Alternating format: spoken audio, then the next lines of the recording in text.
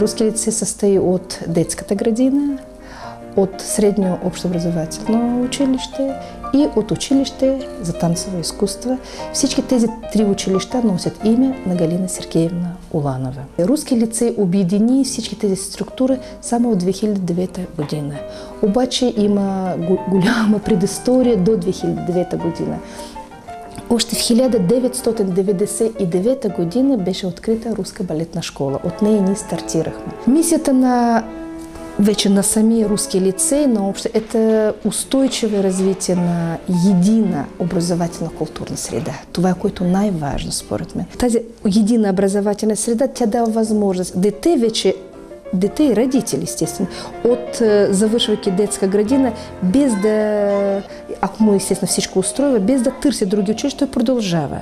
После има в българско образование 7-ми клас, да? Няма това лутането, в коя гимназията. Те могат при нас, но естествено, ако искат да продължат, и до 12-ти класа с профилиране вече паралелки. Всичко това, което изисква държавно образователно изискване, плюс допълнително това езици. Руските учат вече и английски от 3-годишна възраст, имат изобразително изкуство, имат специално назначен музикален работник, има и хореография, има и спорт, има всичко. Така върви тяхна детство. Значи, за да има това желание, трябва така да създадеш, освен база. База е една витрина, мога да кажа. Защото база може да направиш прекрасно. Най-важно съдържание, какво има вътре. Това е учител. Тук аз мога с голяма гордост да ви кажа, че наистина при нас екип е удивително професионален. Това дават резултати. Външно оценяване, международни сертификати, които получиха деца по руски език.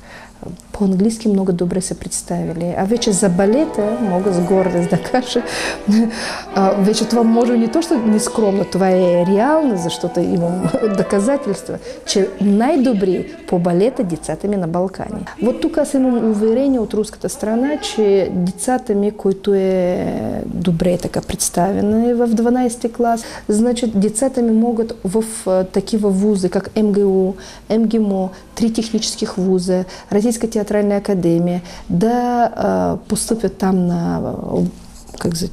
да продолжат высшее образование за сметка на русското правительство. Да. То есть бесплатно. А балетисты, деца, които завършват училище за танцово изкуство, считам, че тази подготовка, която те имат, те могат да класират във всички европейски театри. Тъй като аз много обичам балет и тук е едно от най-доброто място за тези, които наистина харесват да танцуват. И защото има страхотни хора, които можеш да се запознаеш. Най-вече заради балета и много ми харесва обстановката. Още ми харесва, че учиме точно три езика, което е изключително интересно и има голямо разнообразие от националности. Има много националности и е много интересно да общуваш с различни хора. Тук е много хубаво, защото първо класовете са малки, учителите могат да обръщат повече внимание на учениците, да обясняват неща, които учениците не могат да разберат. И защото сме по-малко деца в един клас и ние просто повече се сближаваме и ставаме като едно семейство. Голямата ми дъщеря тръгна първо в балетното училище при госпожа Кърсакопаева и понеже виждах развитието й, когато госпожа Кърсакопаева отвори детската градина и лицея, за мен просто нямаше друг избор. Аз бях абсолютно убедена, че това е правилното място.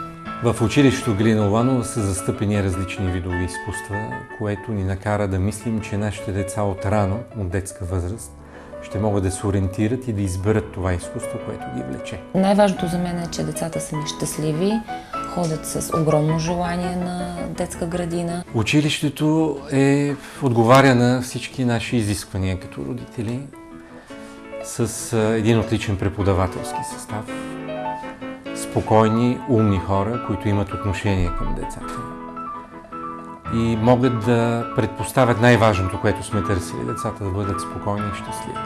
И девиза на самата детска градина при нас е щастлива детство. Дете в детската градина се възпитава и придобива първи навици, а в училище той вече обучава.